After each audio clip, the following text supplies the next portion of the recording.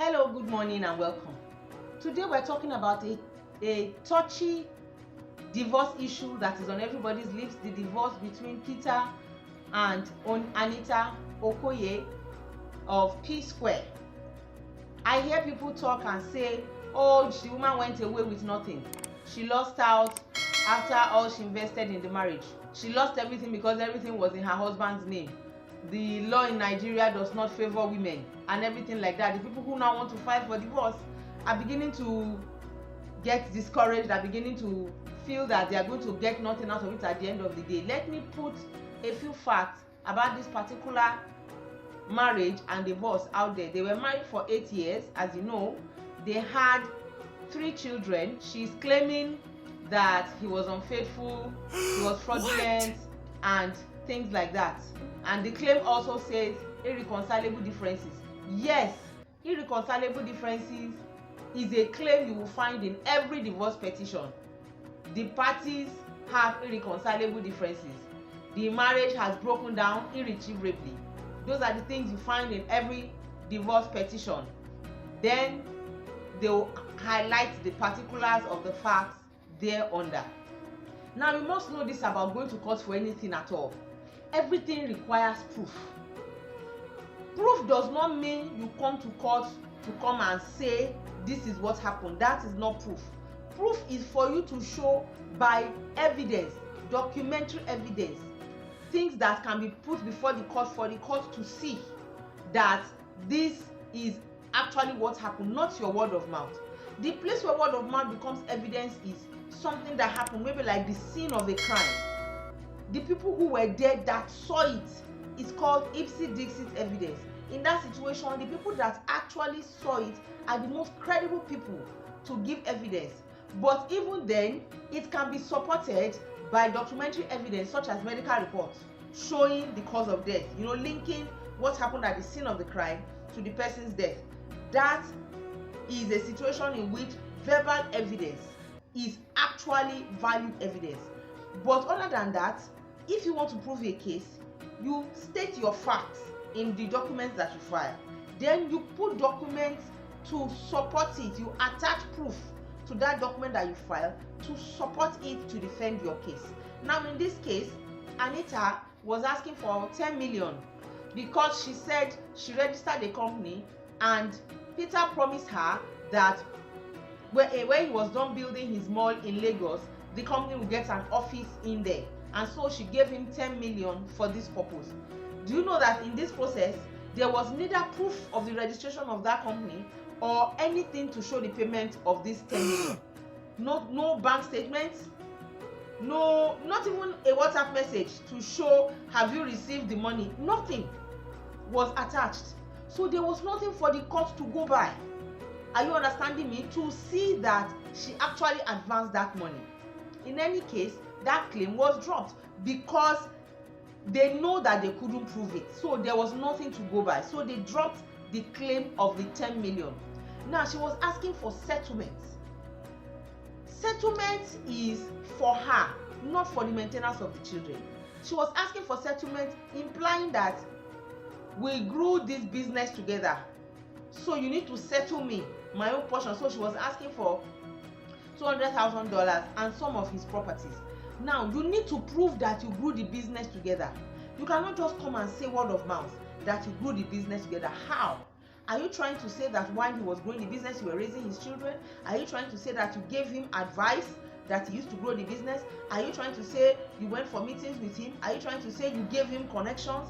Do you understand? From a business point of view, if you want to talk about things like settlement, it's a business transaction and you must prove your part in that transaction to justify you getting anything from that deal.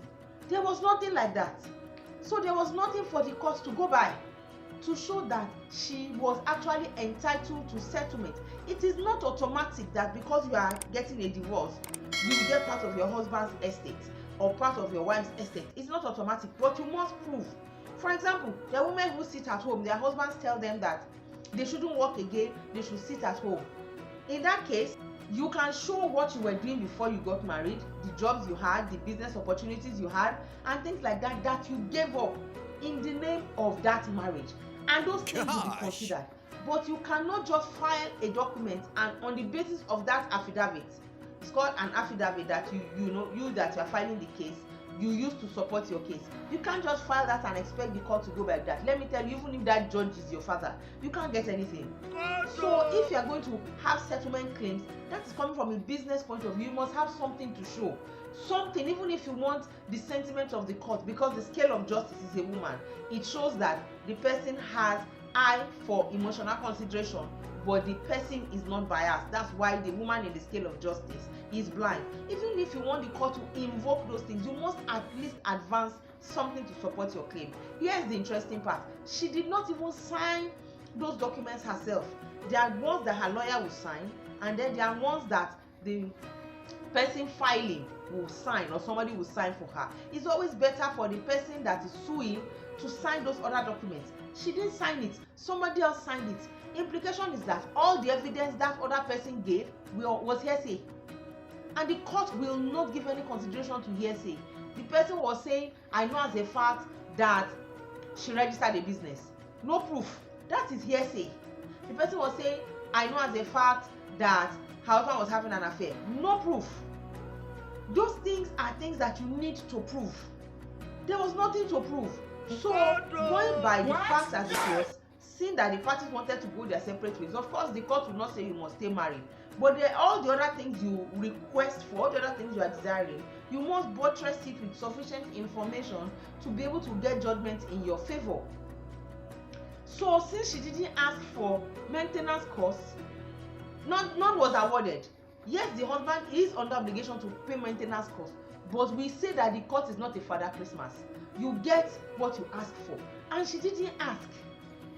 There is nothing that we can see out there to say, okay, she asked for 100,000 or 1M maintenance cost for the children and school fees. There was nothing like that. If you put that before the court can ask for more evidence. But if you don't put it there, the court will not tell you that, don't you think you should prove this case? No. That's why you have a lawyer. Your lawyer knows that you should prove your case, and it's evidence that you advance to your lawyer, that your lawyer will use to defend your case in court. So what are the kind of evidence, in case you are thinking of something like this, what are the kind of things you can use as evidence if you want to file? You can bring pictures. You can use pictures. You can use receipts. You can use WhatsApp messages. You can even use emails. In this situation, you can use text messages, but the process of getting the text messages admissible is a bit more complex. You can use letters. You can bring people to come and testify who were eyewitnesses. They were eyewitnesses. They can show how they were a part of that situation. But you can't bring somebody to come and say what is contained in a document. It's called exclusion of oral by documentary evidence. Once there's documentary evidence, once there's a document to prove something, you can't use word of mouth to prove it. You must bring that document.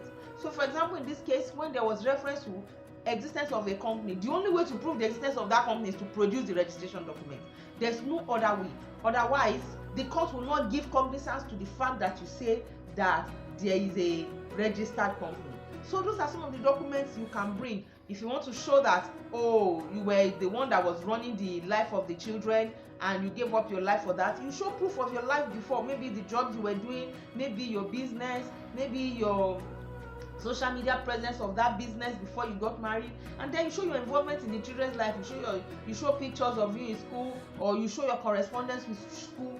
Anything can be admissible, provided it's relevant. If you can put it in evidence, it will be admissible. A lot of things are admissible, but at least you must know that whatever you want to claim when you get to court in a divorce proceedings, you must prove it. The only thing that you may not necessarily need to prove by documentary evidence is that you want to go your separate ways. You want to go your separate ways, and the other person too is not objecting to your going your separate ways. The court will separate you. But any other thing you want, you must prove it.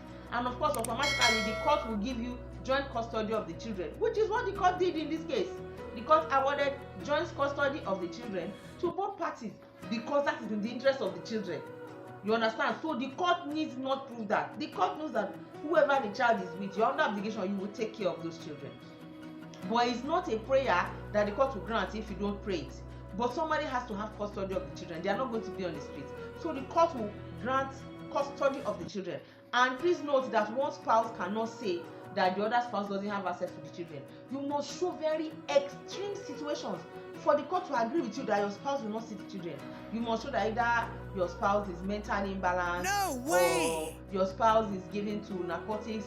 Very extreme situations. Even if you show that your spouse is involved with another person, it's not good enough reason for the court to say that that spouse can't see the child. The spouse, it can be seeing another person. That's not so that the spouse is not going to see this child, because the spouse is not denying paternity of this child. So those are some of the things you can use to show your side of the story, to prove your side of the story. So you will enter the box. You are not just going to talk, you are going to show evidence to the court, and these things you are going to submit as evidence must have been in existence before the case was filed. Not that you moved out of the house today, then because you want to file for divorce, you now go and start taking pictures in school and all of that. That one, the situation will have arisen. It will be difficult for the court to admit it. But I need you essentially to know that everything Anita Okoye asked for are things that the court will grant to you under relevant circumstances. If you can prove what you need to prove and the court is convinced enough, there are things you can get in this country. There are not things that the court will consider that you are not entitled to because you are a woman or anything like that. On a final note, I see people saying Peter Okoye is now free to marry. Peter Okoye is not free to marry until after 3 months of his divorce. What he has, as the judgment has been given, is called a decree nisi. The decree only becomes absolute after 3 months. So neither Peter nor Anita can marry, can go to registry and marry anybody within the space of the next 3 months from the date of the judgment. They can't marry for the next 3 months. Otherwise, that marriage will be invalid because their decree nisi has not become absolute. So they must wait 3 months, then go to court for the court to do a judgment showing that the decree has become absolute. Then they are free from the very next day to enter registry again and marry anybody that they want. Thank you for listening. If you found this video helpful, please smash the like button. If you are not subscribed, subscribe. And you may know somebody that needs to hear this information. Please share it, and see you again next time.